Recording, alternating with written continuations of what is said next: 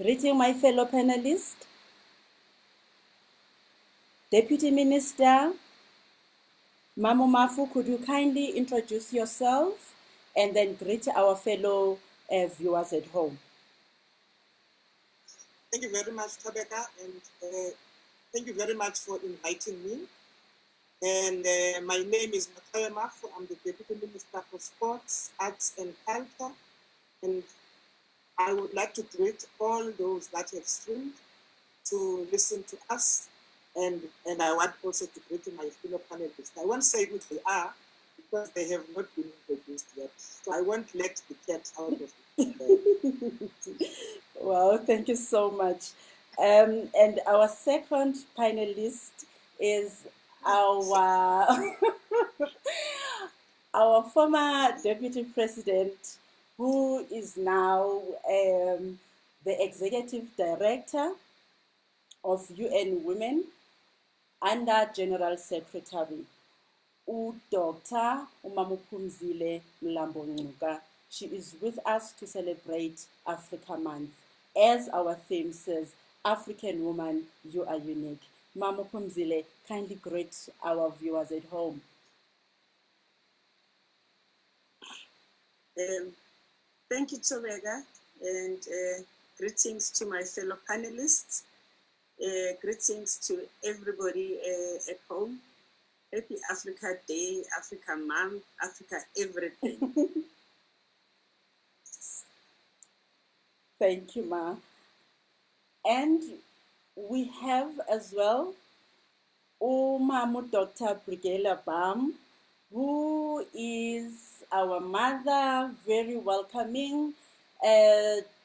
Dr. Mama Brigela Bam, kindly greet our viewers at home.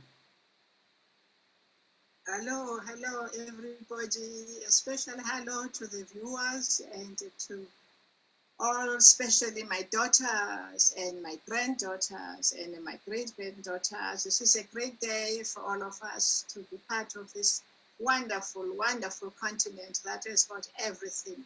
Thank you for this celebration. Thank you so much, ma'am.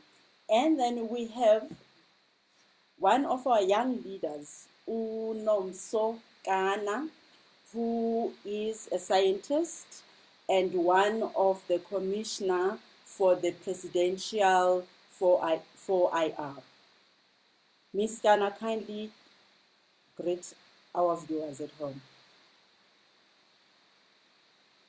Thank you so much, Tabeka, Ms. Nabula, and thank you for the opportunity to be part of the panel and to be with my mothers, my mentors, my sponsors.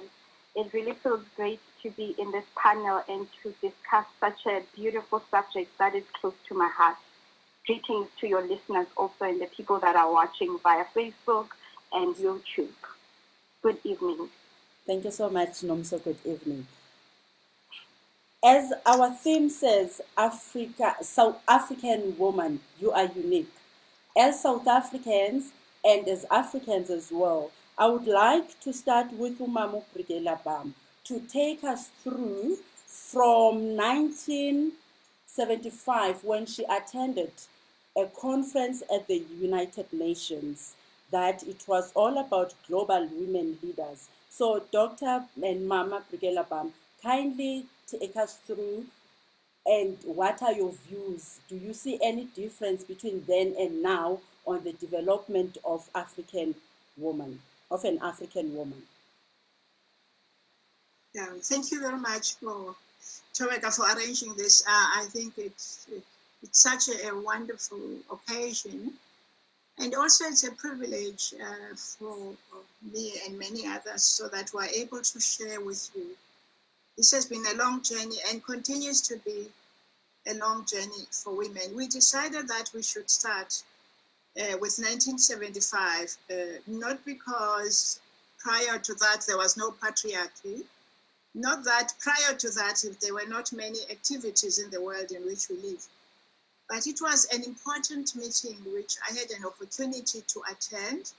Maybe many of you were not born at the time, but this was a meeting called by the United Nations We all gathered together in Mexico in 1975, a meeting first of its kind. I was there, not, of course, representing my country, because at that time our country was not part of the global community. Our country was busy with apartheid. But I was there as one of the advisors, and coming from the World Council of Churches. At the time I was working on the issues of women, as they are sometimes referred to as issues of women. This was an important meeting because since that time, the United Nations has really been very keen on keeping this issue on the agenda for all their member states. The very lucky we have today that Dr. Pumzile, my daughter, is here with us. It's an indication of this journey of 45 years. And we are grateful that the United Nations will keep this journey, because the nations have to continue the conversation for many, many years to come. It was important that this meeting is called because many non-governmental organizations at the time were already active on a number of things. To give example of that, we were working prior to that with an organization working on women called the Young Women Christian Association, YWCA.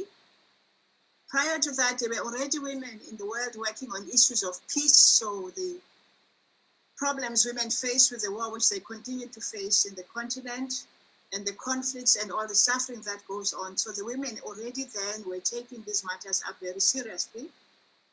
Also, the women, spiritual women, women of faith, and even established at that time what they call the International World Day of Prayer, because spirituality has been part of many women in the world, and they continue to be the people who continue that. And what has happened in these years, my own observation, is that the number of good things that has happened, I'm not going to talk about the challenges, but I want to tell you what I think are the great things as I see them.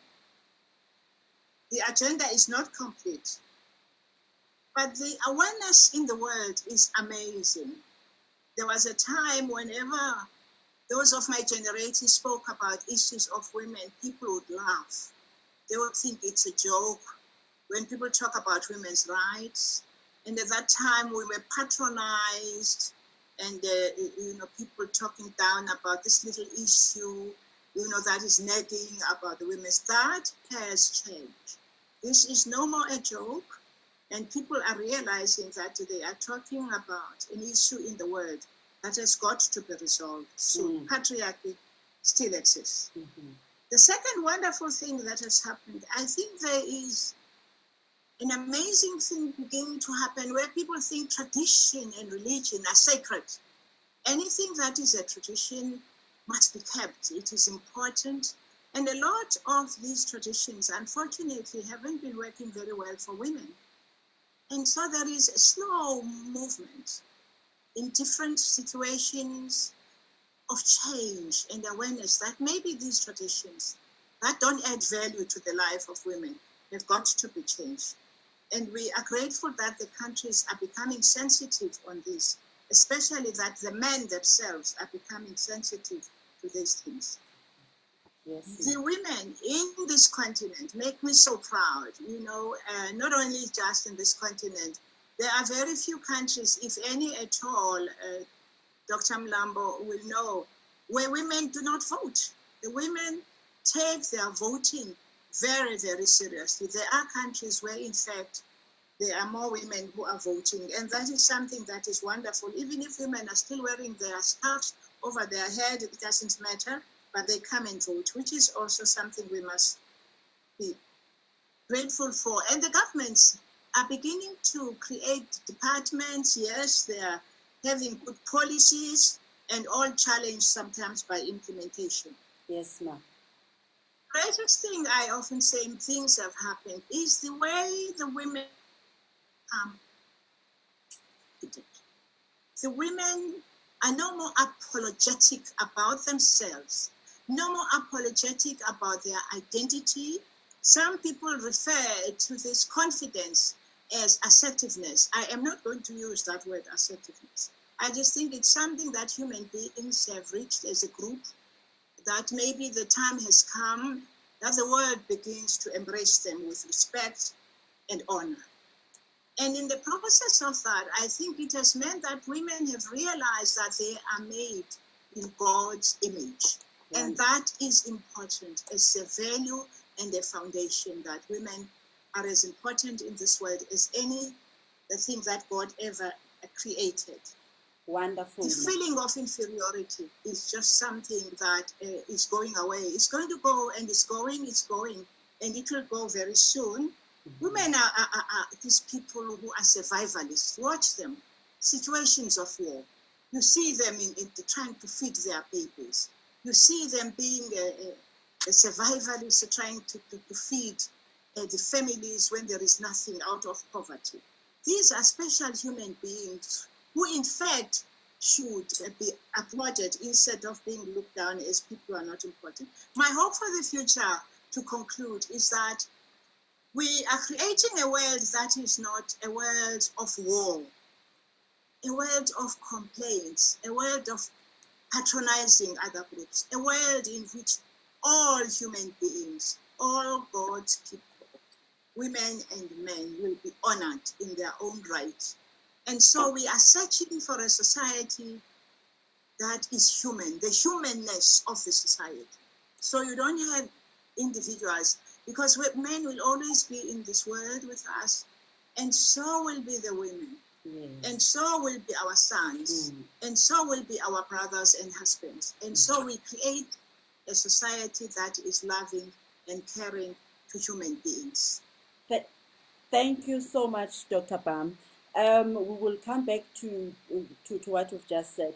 But for now, I'd like to ask Deputy Minister to come on board, as I think she will be leaving very soon, because they are having a meeting at Presidency. So, Deputy Minister, I would like you to come on board and tell us more about women in sports and arts and culture, on the progress and the challenges, and those that are really aspiring to be one of the leaders, or being great in the sports center or in arts. Thank you very much, Tabeka, and really thank you very much for giving us this opportunity to participate in this platform. I would really like to first formally greet Dr. Bam and Dr. Mlambo-Ngcuka, and I know that there's a lot that we will be able to get and learn from their experience. Also, Kana, who is a young woman, is going to be able to share with us as someone who is also in the space of the industrial revolution. But to go to what you have asked me, I think it's important to say, Tabeka, the sport and cultural and industry and creative sector is part of the bigger society. So whatever affects women in any other area, it affects them as well. And whatever struggles that women face, they face them as well. And it's important as well to say, as much as it is like that, but it is also important to remind viewers that, gender struggles for gender equality are part of the mainstream of the general struggles. So you can't want to put the gender struggles on the side.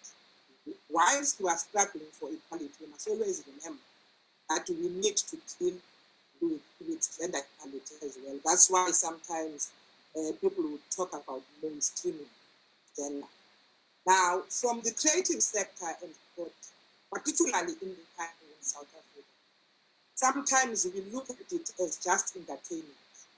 And unfortunately, I have to say, 7% of the jobs that we have in the country, about 1.1 million jobs, have been taken in this sector. It's very critical to point out. But also, about 74.3 billion in terms of what we have put into the GDP in the country comes from this sector. But having said that, it is important to note that women are still having serious struggles, both in the creative industry and in the sports industry. You will remember, and I know Mrs. Pumzile will remember this because she was very instrumental and very vocal when Caster Semenya was having challenges. And she took that struggle and made sure, because on the sports field, once you are not seen as feminine enough, you are not women enough. And that's something that struggle is still something that we need to fight, all of us. But also, you know, I was very shocked when I went with the women cricket team to Australia, which actually they did very well there because they bowed out in the final. But I was having a discussion with one of the players, and she was saying to me, you know, Deputy Minister, I have been married for 11 years, and I actually want to start a family. But do you know that there is no maternity leave in this sport that I have? So if I then decide to be pregnant, there's no guarantee that then I will have this again. So if I get pregnant, it means I am actually saying bye to my position in the women's cricket club. Those are the things that we still are dealing with in the sport. But having said that, they are doing very well. They, particularly on the creatives, we know of women who have actually held the African flag very high, both inside and outside the country, despite these challenges. When you remember how Angelique Kidjo is being celebrated throughout the world, when you remember how the late Miriam Makeba has been celebrated throughout Africa, despite the challenges, when you remember how Lupita Nyong'o is being celebrated throughout the world, when you remember how Charlize Theron from our own shores is being celebrated, but it means they are prepared to deal even with those obstacles in there. Now, what then we are doing just to finish off as the department, just before COVID-19 came in, particularly on the sports side, we had agreed that we need to develop a women's sport policy that is going to be able to deal with some of these little things that actually make them not necessarily being equal to their counterparts which are men.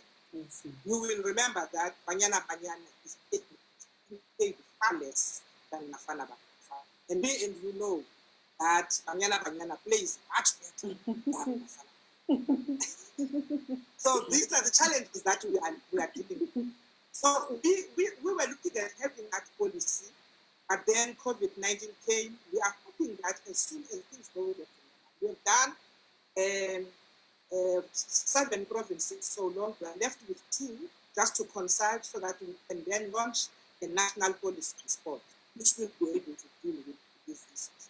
There's a white paper on the creative side, which will look at the issue of the freelancing, because the freelancers that don't have, they cannot even access the UIF that we are talking about now with the COVID-19.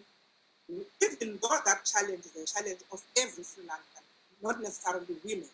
But obviously it is worse for women because they have to look after families. And therefore, we need to make sure that we actually level that playing field, make sure that as they entertain us, as we are all sitting at home, bored, and we all want to watch the morals of this world, we want to watch the film, but we must also make sure that they are able to be actually paid for what they are doing. And whilst we know that we've got people that have got into that space and actually became, production managers and they've got their own companies, but the percentage is very low as compared to women. men are still dominating that space. And it is something that we need to make sure that we level it. Because when we look at stats, even in terms of those jobs that I was talking about, young people in South Africa, for instance, about 75% of those jobs, at 1.1 million jobs, are actually is the young people and it's the black people. And therefore, this space is actually creating jobs for the people that would not normally be able there. But we need to make sure that we open up that space so that more jobs can be created. And who could be able to get into that data, except women, if they are given the space to get into that space and being able to actually create that space. So I thought it's important that as we have these conversations, there are things that we need to share. And it's a conversation that we must continuously have. It shouldn't be a once-off. We should be talking about these things daily. Because once we are not able to have this conversation as South Africans, we think that all is normal. And we must normalize the situation to make sure that women take their space in every part of the economy, particularly trade and sport. Thank you very much for that. Thank you so much, Deputy Minister. I would also like you to go and talk about women in the rural areas and in semi-urban areas. But I am not so sure how much time do you have. If we can perhaps a minute or so, just because as an artist myself, we have a challenge of youth in the rural areas that they actually feel like they are not supported by the department. Thank you very much. It could be true. It could be true that we are not reaching as much as we should. But also, you must remember, Tobeka, we've got provincial departments of arts and culture where we are able to give conditional grants to those provinces to actually support both rural and those artists that are found, so that when then they are not able to access the mainstream at national level, and at least at provincial level, they must support. Okay. We are not doing enough, maybe, but we should be able to talk and have that conversation. One of the things that we are doing in the department right now is to actually have, because there is a cultural and creative industry federation of South Africa called SIFSA. And we have agreed that SIFSA, one of its things that it should do is concentrate more on making sure that we develop, because there's a lot of talent in the rural areas which we are not able to tap in. So you end up having people leaving rural areas to come to the urban areas because they hope that their chances of getting into the industry is by coming to Joburg, going to Durban, or going to Okay. So we have then, because SIFSA it is the department that has created it, and we are subsidizing. Okay. We have then agreed with them that they must have a rural arm, much as they would have a youth section there. They must also have people with disabilities. They must also have a rural arm there, so that rural artists don't feel left out and feel that for them to succeed, they must come to the Thank you so South much. Africa in particular has got a lot of talent, and that talent is sitting in the rural areas. We need to get there and get. Oh, thank you so much, Deputy Minister. We really appreciate. I think we also need to have a special dialogue on arts in South Africa and as well as in Africa. Now we're going to introduce our beloved Mama, Dr. Mlambo-Ngcuka, to come on board and tell us more on the issues of women in Africa and in South Africa. And Mama, I would like to ask this question. What are the critical challenges that women are facing today in Africa? Thank you, Tobeka. I just want to pay tribute to Dr. Bam, who has been my mentor for more than 30 years. I first met her in Tanzania. She was already in exile, and I had gone to Tanzania for a youth conference. And the rest is history. We became inseparable. And I think I owe a lot of the modest insights I have had in global issues and gender issues to her mentorship. Women in Africa are resilient. Let me just start by paying tribute to women in Africa. They are resilient because we all know about all the challenges that Africa has gone through, is going through, and women are there all the time. Women in Africa are also under-celebrated for the contribution they make to keep the continent going. For instance, the majority of economies on the continent depend a lot on the informal sector. And the informal sector in Africa is dominated by women. South Africa is a little bit different, but most of the countries in Africa have women in the informal sector who are the ones that look after the households and the families. Without them, poverty would be much deeper in many African countries. They also provide a lot of care in their families, unpaid care, and indirectly, they actually subsidize the state. If you look at the situation now with the pandemic and the health crisis, many people in Africa don't actually go to hospitals when they are sick. They are looked after by their families, by the women, and it is women and girls who do this work. Women in Africa fight for their space. And right now, Africa is one of the continents that has a higher representation of women in politics. It's still not something to be too proud of because we're at top of a dead log, so to say, because the global average, for instance, in politics of women's participation in parliaments is 25%. In Africa is 23%, and Africa is above that, including the fact that the parliament with the highest number of women in the world is in Africa. So women in Africa have been punching above their weight and have been standing tall.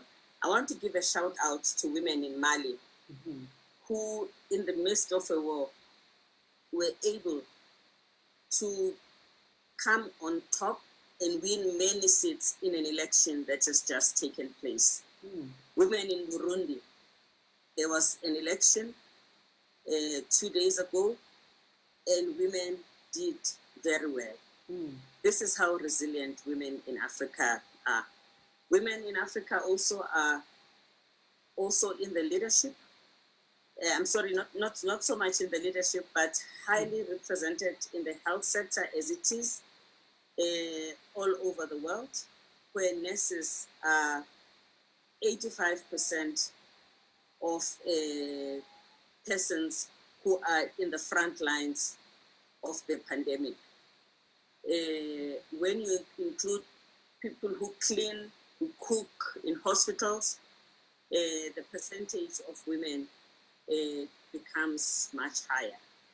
So women in Africa hold more than half the sky, but they still remain the poorest in our communities in every country. Poverty in Africa has a woman's face. They are exposed to men's violence and perpetrators of violence against women hardly ever face the mighty of the law. Women are being failed by their institutions in their own country that are supposed to protect them and to deal with people who abuse women. And for young people and young women in particular, we know that in many parts of Africa, we still have child marriage, but there has been such a fight put up by African women. In Beijing, it was the African women who stood up and said, we want a concept of a girl child to be profiled. When you talk about children, you hide the real issues that affect a girl because she's a child. It is the girl children who suffer female genital mutilation, who suffer early marriage, who often are left out of school. We want the world to address not just the child, but also the girl as a girl child. And since then, we have seen many efforts to actually understand the plight of a girl child. And now in COVID-19, we risk to lose all those gains. Because with girls not being at school for a long time, a lot of things go wrong. Girls get trafficked, girls get married off, and they never come back to school. So we have to fight to make sure that we save these gains. Thank you, Tobeka. Thank you so much, Ma. I know that you also have another engagement. With your permission, would you kindly allow me to ask this question on young girls? In fact, I know that you have a foundation, which is Mlambo Foundation, where you are supporting young girls in technology. So I'd like you to just tell us more about your foundation and the programs that you are having. Actually, my foundation is more on leadership. Yes, ma'am. And I support school principals and in particular try to push women principals, and we don't have a lot of them. Wonderful. But really, the leadership of school principals, because if you have got a good principal, the school is likely to function well. It's likely to achieve academically, and it's likely to produce rounded children. And of course, I also engage my partner principals on gender equality, on addressing violence in the school. But technology is very, very key to the work that I do with these principals, as it has always been about preparing them for the future of work of the children who are under their care. That they should facilitate exposure to use of technology so that the children are readier to become digital natives. I also feel that right now, as we are experiencing the need to have online education all over, learning from home, we are all aware how important education is in rebuilding after COVID, building better after COVID. Going to a new normal has also to be about digitalization, because if we fail to learn about the inequality that comes with a lack of technology for most of our people, we will leave a lot of children behind. And I think that under our watch, we should not accept that. Wow. Dr. Mlambo-Ngcuka, I really thank you for honoring our invitation, and thank you so much for your time. We would like to permit you. You are excused for your next meeting. Thank you so much, ma'am. Thank you.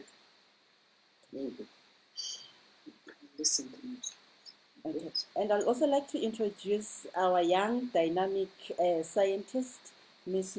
Kana, who is in technology. So she will tell us more about the work that she's doing, as well as there's a program that she's running on Technodels, and she will tell us more about that program. Kana, kindly respond to the question.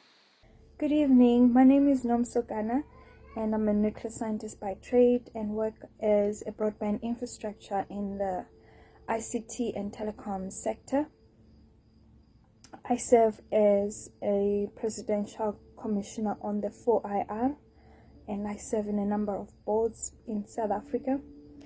And I just want to talk about the importance of intergenerational relationships in Africa.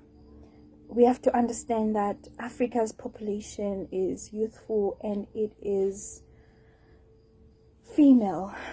As they say, it is a female future-led population. And the African continent is loosely, termed as a developing continent with a great need for science and technology. This comes at a high demand in this COVID-19 pandemic, which has brought a lot of people, a lot of economies to their knees, and how they should start to really utilize technology to enable a lot of things, a lot of business processes within their businesses.